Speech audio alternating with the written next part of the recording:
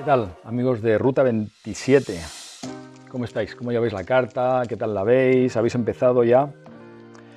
Hoy arrancamos con la primera carta de Pedro, que dividiremos en dos vídeos. Y lo primero que quisiera plantearos es que la carta las dividiremos en tres secciones. Porque hay una primera parte en la que claramente Pedro habla a los creyentes acerca de los privilegios que tienen como hijos de Dios. Ahora vamos a ver un poquito más esto. Después hay una segunda parte en la que les habla más de cuál tiene que ser su actitud ante un mundo hostil, ante gente que no cree en Dios, es más, que rechaza a Cristo. Entonces, ¿cuál tiene que ser su modo de vida? Y en una tercera sección veremos algunos otros consejos y la conclusión final que Pedro nos da. Pero esto solo es un poquito a modo de estudio, un poco para centrarnos un poquitín. Esta primera sección, que llega hasta el capítulo 2, versículo 10, para mí es impresionante realmente, para mí es impresionante. Fijaros, uno de los temas, o quizá el tema que más sobresale, así de entrada, ¿verdad?, a simple vista, en esta carta es el tema del sufrimiento. La iglesia a la que va dirigida, o las iglesias a las que va dirigida la carta, están viviendo en ese momento bajo presión, bajo persecución. Y suponemos que el sufrimiento viene de muchas maneras y es intenso, porque Pedro insiste una y otra vez en este tema. Por algo lo hace, por algo lo hace. Pero a la vez, y sobre todo en esta primera sección, el tema del sufrimiento aparece, ¿cómo diría yo?, como un puntito negro rodeado de luz por todas partes.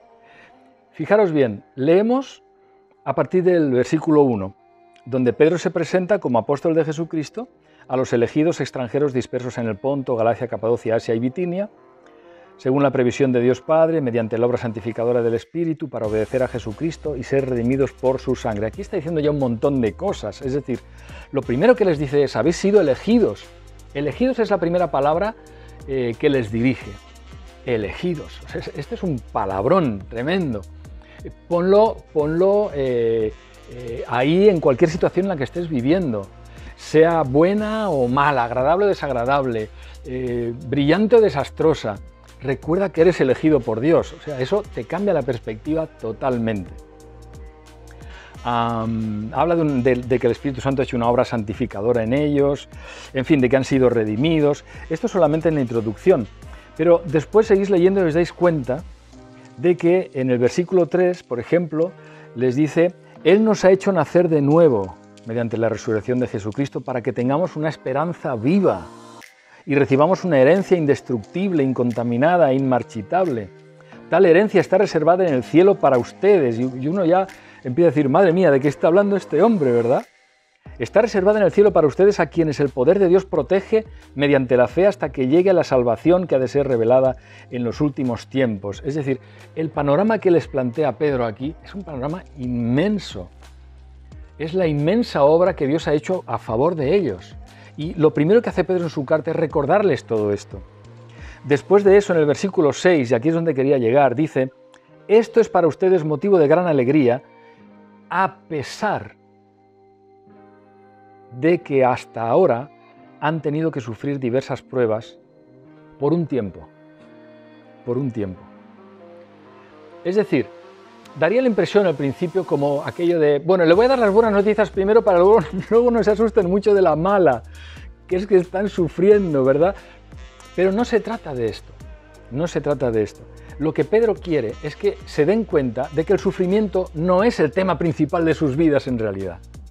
De que el tema principal de sus vidas es lo que ellos son en Cristo y gracias a Cristo.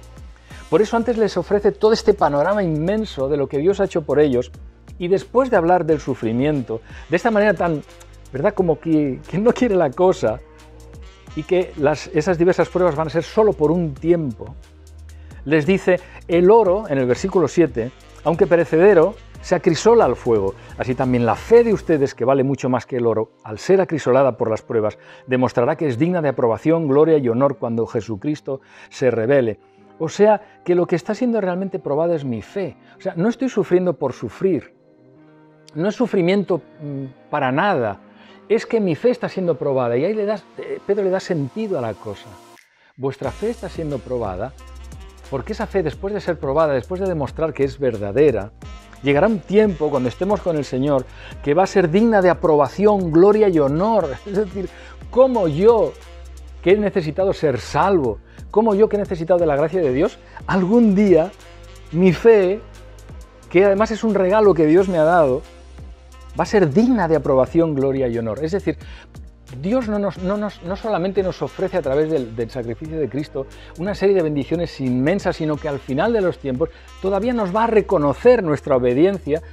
Y uno dice, pero si es que después de todo lo que Dios ha hecho por mí, yo le tengo que estar agradecido encima, si es que mi obediencia no merece ser recompensada, pero aún así va a ser recompensada y mi fe fiel va a ser recompensada. Entonces, el tema del sufrimiento, aunque aparece mucho después en la carta, lo vemos aquí como ahí en medio de todo ese panorama tan tremendo, como que no tiene tanta importancia y además, como hemos leído, es solamente por un tiempo.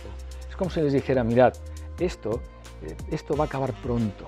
Esto va a acabar pronto. Romanos 8:18, Pablo utiliza unas palabras similares cuando dice: considero que en nada se comparan los sufrimientos actuales con la gloria que habrá de revelarse en nosotros. Son del mismo parecer. El sufrimiento que podamos pasar o padecer actualmente no tiene nada que ver con lo que Cristo tiene reservado para nosotros y no tiene nada que ver tampoco con lo que Cristo ya nos ha dado. Por lo tanto, como hemos leído, este es motivo de gran alegría. Y cómo no, esta es la base de nuestro gozo, lo que Dios ha hecho por nosotros, a pesar del sufrimiento. Luego llegamos al capítulo 2, versículo 11, y nos encontramos en esta segunda sección. Y ya en los dos primeros versículos se va planteando de qué va a hablar toda esta sección. Fijaros, capítulo 2, versículo 11. Dice así: queridos hermanos, les ruego como a extranjeros y peregrinos en el mundo. Extranjeros y peregrinos en el mundo.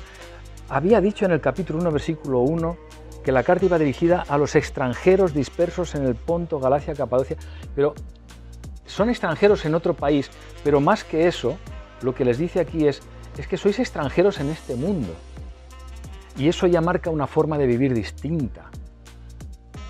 Les ruego como extranjeros y peregrinos en este mundo que se aparten de los deseos pecaminosos que combaten contra la vida, mantengan entre los incrédulos una conducta tan ejemplar que aunque los acusen de hacer el mal, ellos observen las buenas obras de ustedes y glorifiquen a Dios en el día de la salvación.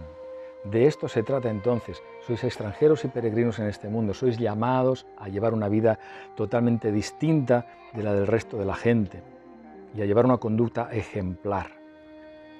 Y como dice aquí, les ruego como extranjeros y peregrinos que se aparten de los deseos. Lo primero que nombra son los deseos, porque nosotros actuamos de acuerdo a nuestros deseos. Pero, a ver, Pedro, ¿cómo podemos negar nuestros deseos? Forman parte de nosotros mismos. ¿Cómo nos dices, apartaos de los deseos pecaminosos? A ver, tenemos malos deseos a veces, pero ¿cómo hacemos para luchar contra esto? Bueno, os remito a la primera parte. La primera parte está por algo, la primera sección que hemos leído. Todo lo que Dios ha hecho por nosotros, todas las bendiciones que tenemos en Cristo, esa herencia que dice que nos espera en los cielos, incorruptible, inmarchitable, incontaminable, si se puede decir así. En la medida en que nosotros realmente creemos eso y dejamos que eso nos llene de admiración, en esa medida nosotros empezamos a dejar de desear los malos deseos que antes teníamos. Escuché una vez decir a alguien que la única manera de matar un deseo es con un deseo mayor. Y solo cuando nuestro deseo por Dios es el mayor de los deseos, podemos acabar con nuestros malos deseos. Y a partir de aquí, el capítulo 2 hace referencia a diferentes situaciones, habla en relación a la actitud que tenemos que tener ante las autoridades, habla de la actitud que deben tener los esposos con las esposas con los esposos, los esclavos con sus amos. Entonces, os dejo que vosotros vayáis leyendo, vais a ver todos estos ejemplos. Quizá he encontrado un par de ejemplos donde nos podemos atascar un poco, ¿no? Por ejemplo, cuando llegamos a los esclavos, Tú te puedes pensar que tiene que ver un esclavo de aquella época conmigo. O sea, la situación no tiene nada que ver. Evidentemente, un esclavo de aquella época no tiene nada que ver contigo. Pero lo que Pedro le dice a los esclavos sí tiene que ver contigo. Entonces, léelo con atención. Tiene mucho que ver contigo. Otro punto donde algunos se pueden encallar, ¿verdad?, es cuando habla de las esposas. Las esposas deben someterse a sus esposas, así mismo esposas, sométanse a sus esposos, y ahí ya nos encallamos, ¿no? Del modo que si alguno de ellos no cree en la palabra puedan ser ganados más por el comportamiento de ustedes que por sus palabras. Hay un propósito, el propósito es que si una mujer tiene un marido inconverso le pueda realmente ganar, ¿eh? Y para eso él dice, tu actitud debe ser de someterte al esposo. Ahora, ¿qué pasa con estas cosas? Yo sé que esto choca mucho en los tiempos que vivimos. Mi consejo es el siguiente: no te quedes solo con este versículo. No te quedes pensando, uy, esto no es para mí. Esposas, sométanse a sus esposos. No, mi consejo es, lee en la palabra todo lo que tiene referencia al matrimonio. Empápate bien de todo lo que la palabra tiene que decirte. No te quedes solo con un texto porque te suena mal, porque ya vienes quizá con una mentalidad de antes y esto te suena mal. Entonces, no, por favor, acéptalo. Es la palabra de Dios. Nadie te quiere más que Dios. Nadie te va a aconsejar mejor que Él. No es solamente esposas, sométanse a sus esposos. Hay mucho más. Léelo, investígalo, estúdialo y aprende qué es lo que realmente Dios quiere para los esposos y para las esposas. Aquí nadie se libra, todos tenemos responsabilidades delante de Dios. Pero te aconsejo que dejes a un lado tus prejuicios, tus ideas, para ver qué es lo que Dios tiene que decirte y entonces mira a ver qué pasa con eso. Como conclusión de este breve resumen, fijaros bien, ellos no son extranjeros en otro país, sino que son extranjeros y peregrinos en esta tierra. No están sufriendo sin sentido, sino que en realidad lo que está pasando es que su fe está siendo probada. Y no son solamente un pueblo de extranjeros en sufrimiento, sino que son escogidos por Dios. Recordaba un texto en Hebreos capítulo 13, versículo 5, donde Dios dice, nunca te dejaré, jamás te abandonaré. Dios está en control de todo. Por lo tanto, y quiero que volvamos para terminar al principio del capítulo 1, en el versículo 3, fijaros cómo arranca Pedro aquí. Alabado sea Dios, Padre de nuestro Señor Jesucristo. Claro que sí, ¿cómo no va a ser alabado Dios, aún en medio de esta situación dura por la que estaban pasando los cristianos?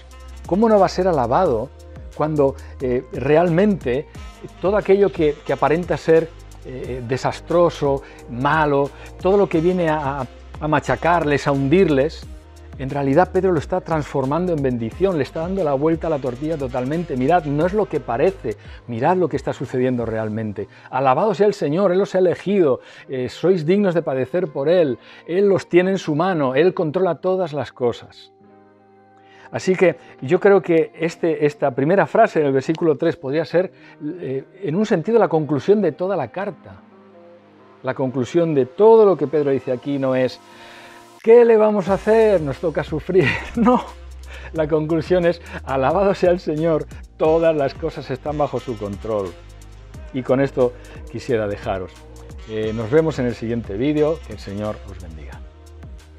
Hola senderistas, si te ha gustado nuestro video te invitamos a que te suscribas, le des a la campanita para activar las notificaciones, le des like y lo compartas con más personas para que también sean edificadas. Y no olvides seguirnos en nuestras redes sociales. Dios te bendiga.